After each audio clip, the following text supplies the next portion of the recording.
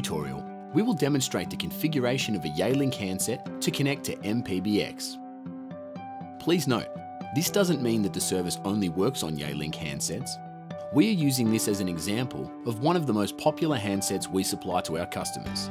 You can, however, use this video as a general guide and apply the techniques shown to other types of IP phones. A SIP device account can be connected to any IP desk phone or soft phone application that supports SIP.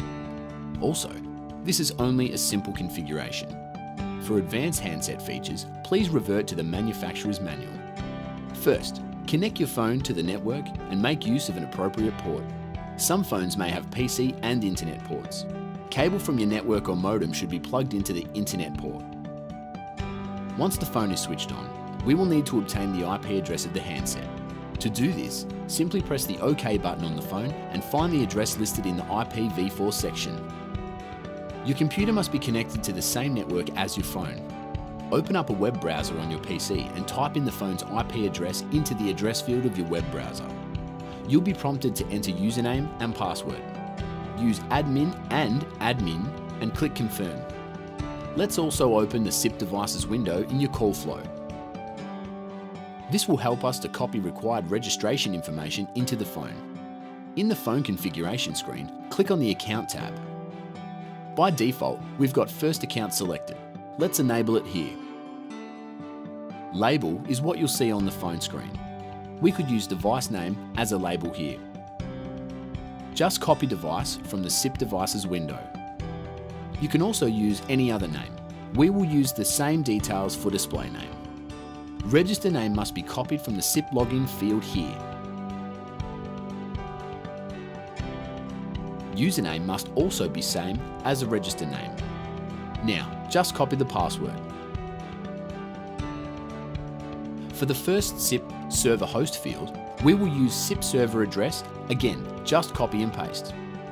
Make sure you change the port number to the port number specified in your PBX. In our case, it is 7060. Change the server expiry time to 120 seconds. The final step on the Accounts tab is to enable Stun in the NAT drop-down list. Once this has been selected, click Confirm. Now you will see that Account 1 is registered. You can do a test by making a phone call and checking if everything is working correctly. In cases when the account status shows registered, but during a test call you experience a one-way audio, you will need to configure the Stun server. To do this, go to Network tab, Advanced, find NAT section, and under Stun, server details here.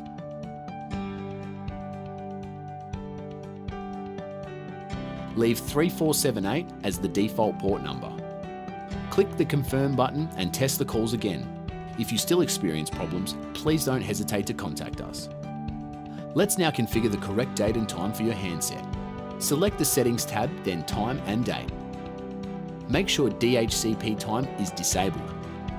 Change the time zone from the drop-down menu. Change the primary server to pool.ntp.org and click Confirm. Wait a second for the settings to be applied. If your phone has direct station selection keys on the side of the handset, you might want to configure them to monitor other extensions in your business or to perform quick dial features to dial external phone numbers.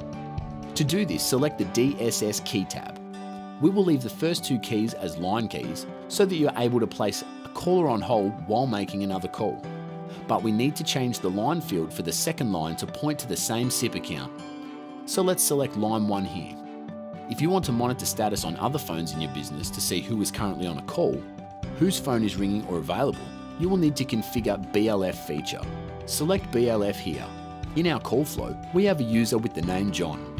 His internal phone number is 9105. Enter 9105 in the value field here. In the field label, you can enter any description for that key. In this example, we will use John. Line field must be set to the line configured previously, line 1 in our case. Extension field, type in ***. Configure as many keys as required and click Confirm button. Your phone now shows status of other users in the system. The red light on the button monitoring other users means that this user is currently on a call.